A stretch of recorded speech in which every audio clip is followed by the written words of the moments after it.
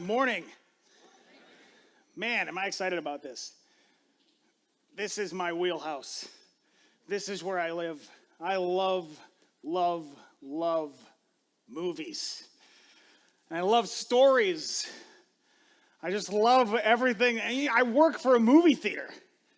Man, I didn't quite truly appreciate the fact that I worked at a movie theater until the new Star Wars came out.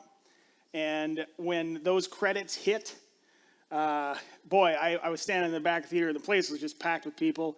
And they were there to see the new Star Wars. And that song hits. Man, that was fantastic. It was quite the day. Today, we are talking about movies. There we go. All right, we got it.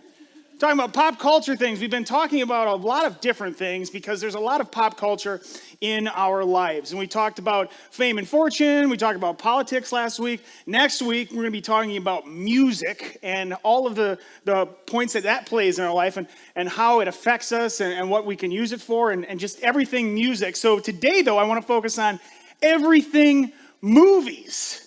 And there's so many out there. Man, I just love movies. I love being a movie buff. I love knowing things. I feel like I could go toe-to-toe with anybody about movie trivia, who's in what, who's been playing in what, who played what part. But I just love it. And this was kind of a labor of love all week as I put all these posters together and I started looking at all of what it has to offer. And I just love it. There's something about watching a story unfold in front of you that's just amazing. And the thing with movies is that there's a lot out there. It's not all good. It's not all bad. Here, Charlie Chaplin had something great to say. He said, the minute you bought your ticket, you were in another world. And he was at the precipice of movies. He was one of the first. And it changed the way we looked at life. The ability to tell a story through a movie changed. Conrad Hall said, cinematography is infinite in its possibilities, much more so than music or language. He was a cinematographer. He was the guy behind the camera. He was the guy who decided what goes into the view and what does not.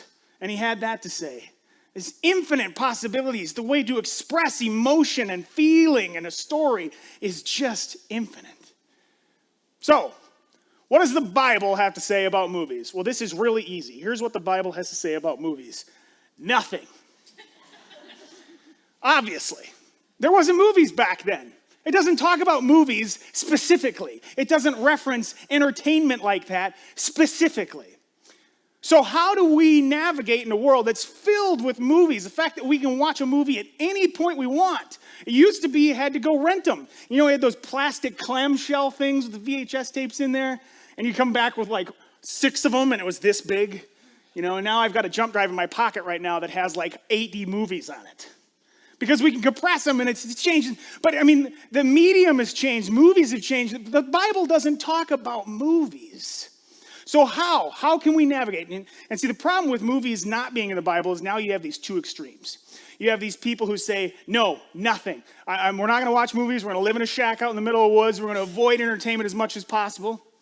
And then you have the other side that says everything is good. All those movies are great. It gives us insight. We need to watch everything we possibly can. And just massive collections of movies that watch everything they can. So you get these two extremes.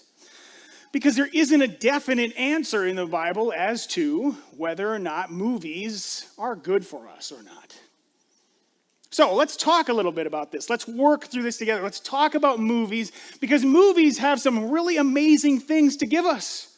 But at the same time, if we don't appreciate them for what they are, and we don't look out for what we're watching, we can watch some things that aren't good for us. So why movies at all? Why even waste the time? Why not look at the other side that says, we'll just get rid of them all, we'll just not watch them, it just won't be part of our lives?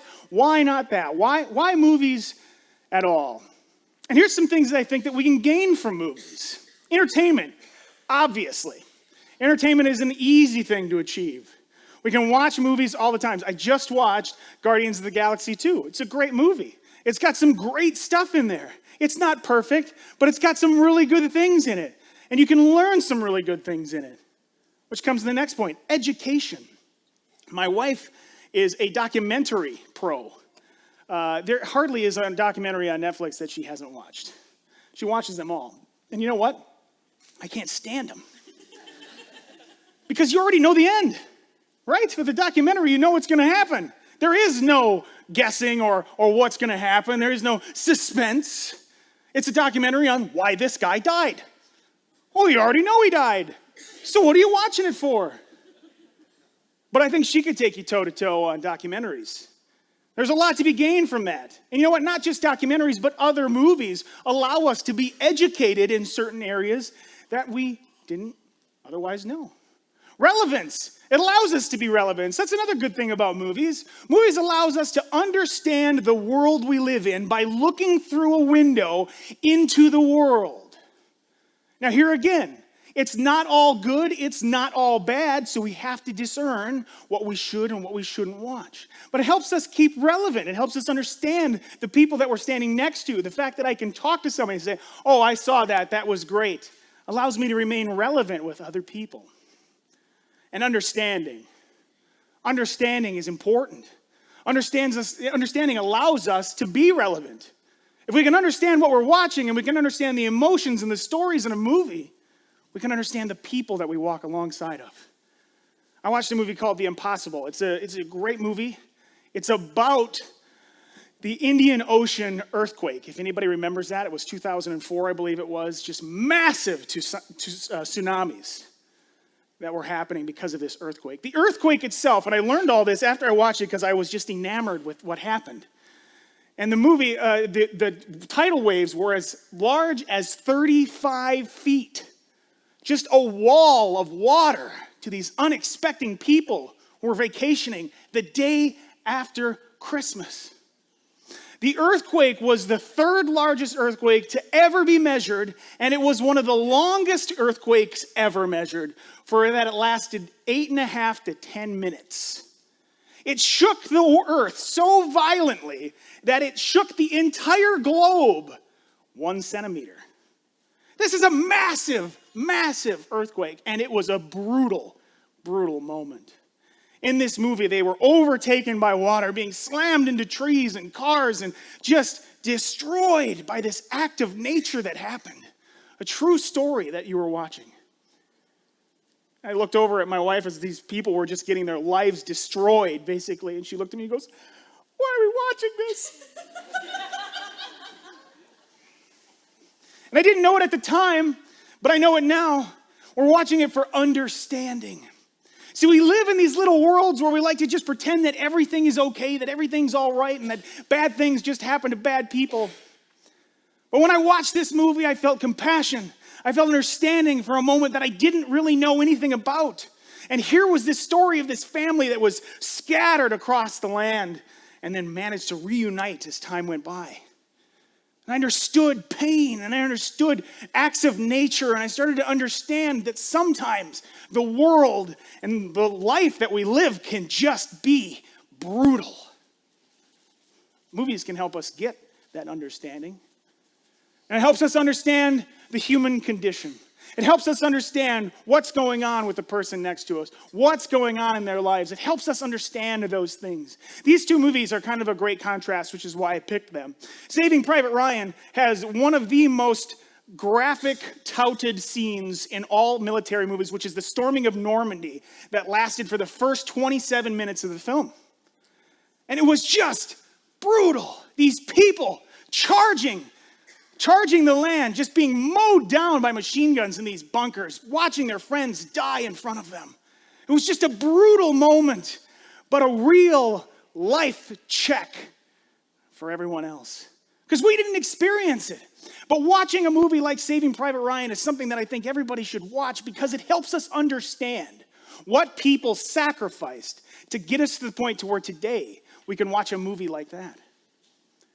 Now, see, violence is something that some people can't handle, and I understand that, and I respect that. And we all have our own tolerances to that. But I think violence used in the appropriate way can help us understand the human condition.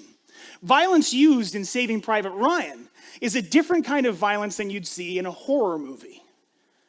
The violence used in Saving Private Ryan helps us understand what happens, helps us understand the moment, helps take us out of our little shells that we live in, and experience a world that we may not have otherwise experienced.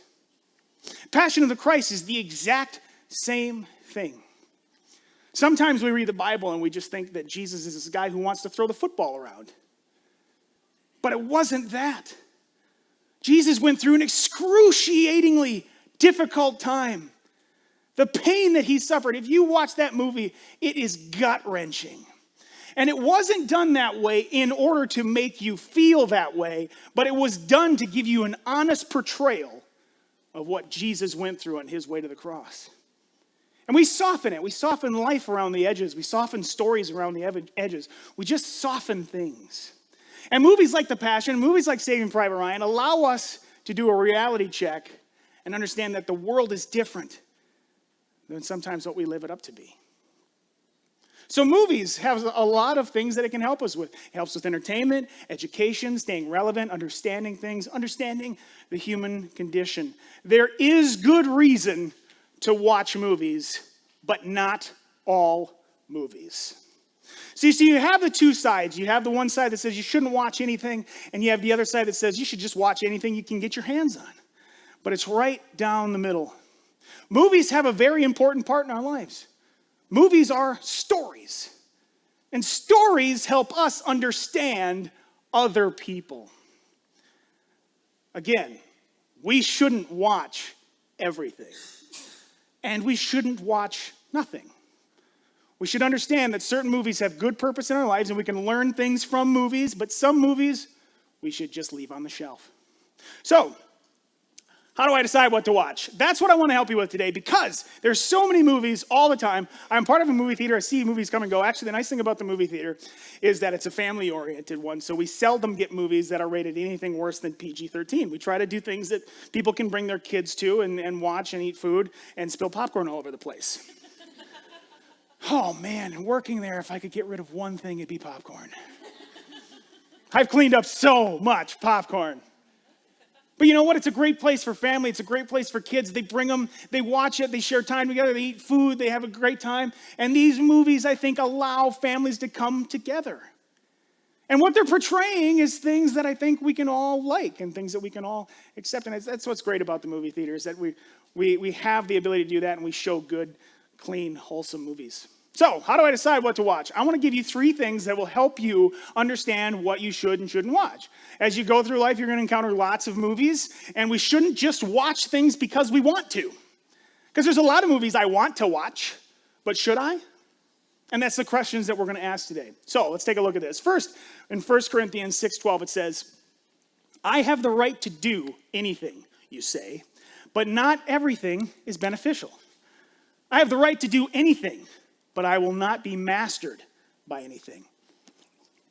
See, you can look at something like movies and you can say, I have the right to do anything I want, but you know what? Not everything is beneficial. I have the right to watch movies. It doesn't say in the Bible that I shouldn't watch movies, but you know what? Not everything is beneficial. And we can apply that to other areas in our life too. Just because we can do something doesn't mean we should do something. So the first thing is this, receive. There are some things in life that we can simply just receive. Now see, the TV may have been invented by a pagan, but we can receive the TV because it doesn't affect our lives negatively as the TV. These guys are watching the Ocean Channel, I guess. But we can understand that some things in life we can just receive. One of my all-time favorite movies, number 1 movie, if I only had one DVD in my collection, it would be this one, and that's Willy Wonka and the Chocolate Factory. I dare you to find something wrong with that movie. Because it's so good, and it's so clean, and it helps us understand the human condition through 4 little brats of kids, and it helps us understand how to be a good kid like Charlie. And it's magnificent, and it is a great movie, and you know what? You can just receive Willy Wonka and the Chocolate Factory. You can. And there are movies like that. I think that you can just watch, and there's nothing wrong with them, and you can be entertained by them, and you can learn things, and you can understand things from them. And that's one of those movies. So we can receive certain things. We can receive help from a doctor, even though he may not be a Christian. Really? See? That's how this works. We can receive things because whether or not it's made by a non-Christian or it's not necessarily made by someone that's good, it is still good. So receive. That's the first thing. The second thing is this: reject. You know what? Some things in life you just got to reject. There's just no way around it. There's no such thing as Christian pornography. Really. There's no such thing as Christian drunkenness. So some things in life you just have to learn, nope, I can't do that. And you know what? There's a lot of movies out there that are just like that. No, I can't watch that. It doesn't necessarily put me in a mind of good thinking. It doesn't necessarily help me achieve anything. I don't really know why I need to watch it, so I won't. So we need to learn that there are some things that we can openly just, I'm going to watch that. That's a great movie. It puts me in a good mood. It helps me understand life. And then there's some things where I'm just not going to rent that. I'm not going to turn it on. I'm not going to watch it. We have to be okay with rejecting those things. Entertainment affects you. There's a great quote I had heard from somebody at one point that says, if movies can cause you to want to go hug your children, they can also cause you to want to go things that aren't very good. Because movies affect us. Movies have influence our emotions and influence what we go through. And Paranormal Activity is a perfect example. I don't know if you know about that movie, but I watched it. It's quite clean. There's nothing but a few swear words in it. But it's a quite clean movie. There's nothing else really bad in it. It's just meant to scare you. And so I watched the first Paranormal Activity, and I watched it with my wife, and I think DJ was there. We all kind of watched it together because I like being scared. I really do. I like that. I don't know why. Maybe being scared in that moment helps me be stronger later in life. I don't know. So I decided to watch this movie, and I knew it was a good one because halfway through I'm like, and you know when you realize that you're in that moment, I'm like, and then I lean way back. I'm like, okay, I was sitting on the edge of my seat. All right. But it was terrifying. I mean, it is the scariest movie I've ever seen. I've seen a lot of movies, and that takes the cake. And I don't know if it was just me or what, but man, that movie just did something to me. You know, when in horror movies, if it's something like a guy with a mask and a machete, it's like, oh, you can run away from him. But in this instance, this was spiritual. This was demons or ghosts, and you can't run away from them. You can't hide in the closet from them. And this movie just, oh man, something in here was just ruined when I watched this movie. And for 4 days, I could not sleep. And I am serious. That's not an exaggeration. 4 days I slept facing the door in my room. And I would fall asleep at some points, then I'd wake up really quick and wonder what's going on. Seriously, this movie did something to me. It changed me. It made me afraid. It made me feel fear. And you know what? That's not godly because God says, no fear, but don't let fear control you. And because I watched this movie, because it just did something to me, it affected me. And it affected me in a way that was not good. And if I could take it back, I would not have watched that movie. I really wouldn't have. Because those sort of things can affect you. Now, some people are affected differently. Some people, I'm sure my wife watched it and she went to sleep and she was fine. But I slept with a bat. Which in and of itself is stupid because you can't fight demons with a bat. But those things can affect us. And you know what? Smaller, lesser things like that can affect us too. It's called a seared conscience. We start to do things and watch things and see things, and slowly our conscience becomes seared. And we can walk out of a movie like Paranormal Activity and go, that was fine. Because it takes more and more and more to affect us in the same way it did the first time. And we need to know that these sort of things, movies, good and bad, affect us. Affect us in negative ways. They affect us in positive ways. They can make us have a good mood. They can make us be scared. They can make us feel pain. They can make us feel sorrow, but they can make us feel joy at the same time. Guard your heart above all else, for it determines the course of your life. Proverbs 4:23. Guard your heart. Don't consume everything. And it doesn't just go for movies. It goes for everything else. It goes for the news. Sometimes you just shut it off. Goes for music. Sometimes we just need silence. We shouldn't consume everything in our lives because our hearts are affected by them, whether we know it or not. And we need to guard this heart because it determines the course of our lives. So, the third thing, redeem. Now, this is the fun one. This is the good one. We receive things that we know are good, and they are good for us to watch and good for us to see. We reject things that we know will cause us harm or keep us from sleeping at night. We reject those things. And sometimes we can redeem things. Things that weren't necessarily made with the intention of being a particular way, we can redeem and use those things in our lives. It's like Christmas. Christmas is a perfect example. Christmas was a pagan holiday. Christmas was invented by people who didn't believe in Jesus, didn't believe in God. And you know what? Christians got together, believers got together, and they said, we can do better with that. So they took Christmas and they changed it and they redeemed it. Now, Christmas is a celebration of the birth of our Savior. See how that process works? We took something that wasn't necessarily made for good, we redeemed it, and now it is good. Now, movies are just, they're just that. They're either accepted or they're rejected, but then there's these movies that you can redeem and you can gain something from. As I was saying about Willy Wonka and the Chocolate Factory, one of my all-time favorite movies.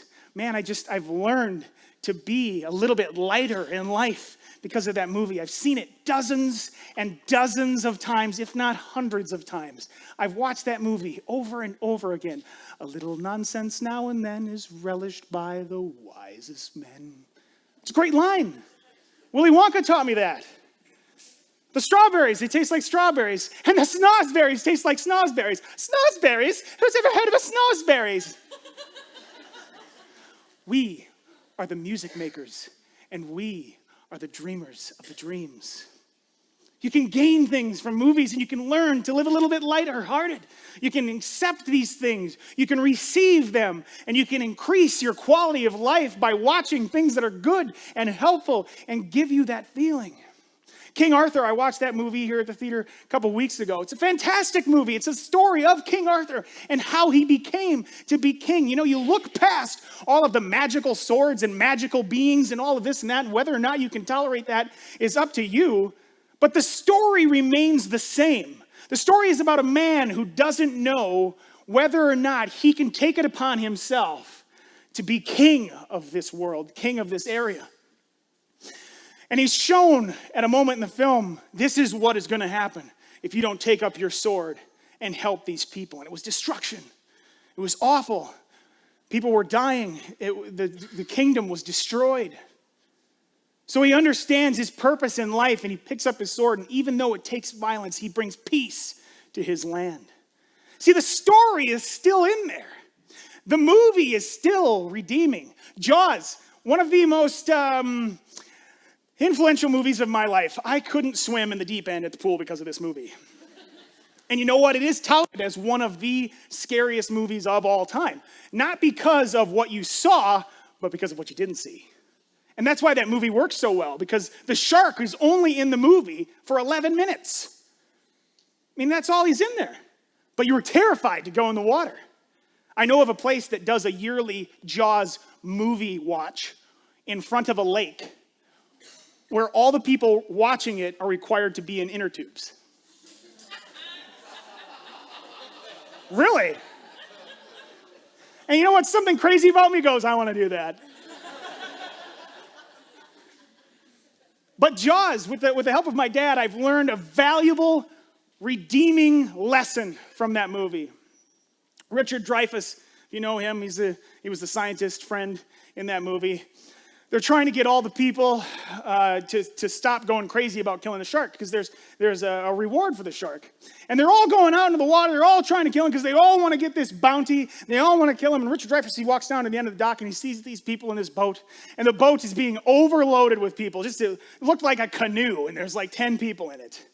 And he goes, hey, you guys are overloading that boat. You're going to get yourself in trouble. You're going to drown. You're overloading it. You shouldn't have so many people in there. And they go, whatever, and give him the bird and all this and that. Whatever. Leave us alone. And Richard Dreyfuss' character turns around and goes, well, they're all going to die. Man, that taught me something. You can't save everybody. You can't save people from their problems. Sometimes you just have to turn around and go, you know what? They're all going to die. Because some people don't want to be helped. Some people just want to live in the mire and the yuck. But through that movie, I learned a valuable, valuable lesson in life. And I use that quote all the time. When I try to help people, when I try to give them something, when I try to give them purpose, and they just don't want it, and I try again, and they don't want it, I try again, they don't want it. By the third time, I'm going, well, they're all going to die. And it helps me understand how to live my life a little bit better, that I'm willing to help people, but there is a limit to how much I will help people. And I learned that valuable lesson through that movie. Batman, I put 1980s Michael Keaton Batman up there because he's the best Batman. I dare you to disagree with me. He is the best Batman. And he was the one that I watched, and like Jack Nicholson as the Joker. You ever dance with the devil in the pale moonlight? I don't know what that means. Oh, I say that to everybody that I'm about to kill. Just great stuff. And these actors, man, in the 1980s, people could act. Now it's just a bunch of, I don't even know. Comedy is not the same as it was back then. Comedy in movies today is just, yeah, okay, well, someone's lived through the 80s. Just amazing, and you could feel these people living these roles. And Batman is a perfect example. He fights crime, but he's just a man. He's just a man. And he uses all his gadgets and all his money because he fights for what he believes is right, even though he himself has lived such a horrible life. His parents were killed in front of him. So we can watch this movie, we can watch Batman, and we can relate that we have struggles in our own lives, and we use what we have to change the lives of other people, even though our lives may not look as picturesque as we had hoped. Batman is just a man. And the story of Batman is amazing. It just lives. Batman versus Superman actually is a good thing because you have the man with all the powers and you have the man with none of the powers. And we can see the human condition and we can understand what it means to fight for what's right, even though inside we're being destroyed by the things that have happened in our lives. Hellboy. Interesting about Hellboy. Hellboy actually was playing at our theater the Sunday we opened. So on our marquee, we were still a theater, so we were advertising Hellboy. Like, hey, everybody come to church, we got Hellboy. The thing about Hellboy is we see that and we dismiss it. We say there's nothing that could be good. Nothing good could come from a movie called Hellboy about a demon. And what's interesting is if you know the story of Hellboy, it's the human condition. It's the life after Christ you see in this movie. The movie is about him, Hellboy, who was a demon that was put on earth. And this man came and found him and took him into his own to help him live life. And he has these horns on his head. And when the horns grow all the way, he turns into a complete devil. But Hellboy, being brought up by this man, taught how to live, chooses every day to grind down his horns so that he can stay away from the evil. But you didn't know that. Did you dismiss the movie Hellboy completely based on what the name was? You see, through that story, whether you're a believer or not, you see the Christ story. You see the redemption of man who has to choose every single day whether or not we'll grind our own horns down to stay away from the evil that continually pries at our lives. And through that story, people who believe and people who don't get to experience that and understand the human condition and understand each other. And Signs, another one of the movies I just put in my top 10. Just a great movie. Mel Gibson, I love Mel Gibson anyway. In this movie, Signs, if you know anything about it, it's about these aliens that come to Earth. And they're terrorizing him and his family, as well as people all over the rest of the globe at the time. And they're trying to figure out what to do. And what's amazing about this story is it's not about aliens. See, his name is Graham, Father Graham. He used to be a preacher. And before this catastrophe hit the world, he gave up on it. He gave up on his faith because his wife died. His wife was killed in a car accident. So he said, you know what, God, if you're not with me, I'm not with you. And he turned in his robes, he turned in everything he had, just to become a simple man again, and he gave up on God. But the amazing thing about the story is through the circumstances, through the issues, he comes back to know that God really is there. The most powerful moment in that movie, he's sitting in the basement, clutching his son who has asthma, who can't breathe because they're afraid. And he's just worked up so much that he just can't breathe. And Graham is holding on to his son. He's crying. And he looks up to heaven and he says, I hate you. I just hate you for what you're doing. He was mad at God in that moment because he thought his son was going to die. His son eventually managed to get his breath back. The movie continues. You get to the end, and I know I'm going to spoil it for you, but you got to know. He comes back to know who God is because through all the circumstances in this movie, through the things that he thought made no sense, through everything that he experienced, through all the bad and all the terrible and all the aliens and everything else, he found God again. Because he knew that things in life happen for a purpose. And that story is redeemed through the movie Signs. And people all over the world get that story out of a movie, whether they believe in God or whether they don't. And that is the true power of movies. They're windows into the lives and the souls and the emotions and the issues that people experience. And we would do ourselves well by watching movies that help us understand, remain relevant, and just know what the human condition is. But that comes with a warning. We need to watch movies that help us in those areas, but we just simply need to reject other ones that just don't play to that role. And you know what? There's a lot out of there. And as I've learned this week, as I've gone through it, you can just turn it off. And you don't have to watch movies because you want to. You should understand if you want to watch movies because you should. So these three things, receive, reject, redeem, receive movies that you can just receive and they can play a great role in your life like Willy Wonka and the Chocolate Factory. Reject things like Paranormal Activity. They serve no real good purpose in your life. And redeem. Don't throw movies away simply based on what you think. Understand why you may need to watch them or may want to watch them first, and then decide if you should. But more importantly than all three of those things is we have to strive for holiness. If you lose those three things, if you lose receive, you lose reject, you lose redeem, this is what you should strive for. This is what will help you all along the way, regardless of what you choose to watch or not watch. We have to strive for holiness. As obedient children, do not be conformed to the passions of your former ignorance, that which you were before you came to know who Christ was.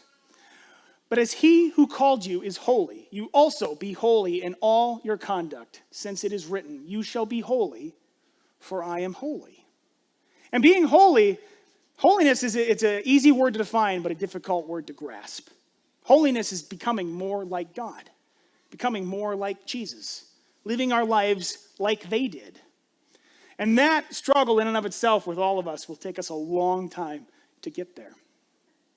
But if we strive for holiness first, what we watch, what we listen to, what we consume for entertainment, will all be judged by the standard which is Jesus first. So we need to strive for holiness. It says in Philippians 4:8, finally, brothers, whatever is true, whatever is honorable, whatever is just, whatever is pure, whatever is lovely, whatever is commendable, if there is any excellence, if there is anything worthy of praise, think about these things. Use this as a guide as to the entertainment that you will take in. Use this as a means to decide, should I or shouldn't I watch that? Whatever is honorable, whatever is just, pure, lovely, commendable, if there's any excellence, if there's anything worthy of praise, think about these things. So don't throw movies away. Don't be the guy living in the shack with nothing. Don't avoid movies at all costs. But at the same time, don't watch everything. There is a limit. We need to understand that things do affect us and we have to pick those things. But don't forget that movies are a story. And the story wins the day. If we're able to communicate with each other through a story, through a moment, through a feeling, through an emotion, we can connect with people in a way that's greater than we ever have before. Stories have been told since the dawn of time, from paintings in cave walls to Jesus himself telling stories about the talons and about the Good Samaritan. He was a master storyteller, and he used those stories to affect the lives of people who didn't understand the magnificence that was Jesus. And we can watch these movies and we can use these movies. We can redeem these movies to better understand people and to better understand emotions and to better understand how we interact with each other.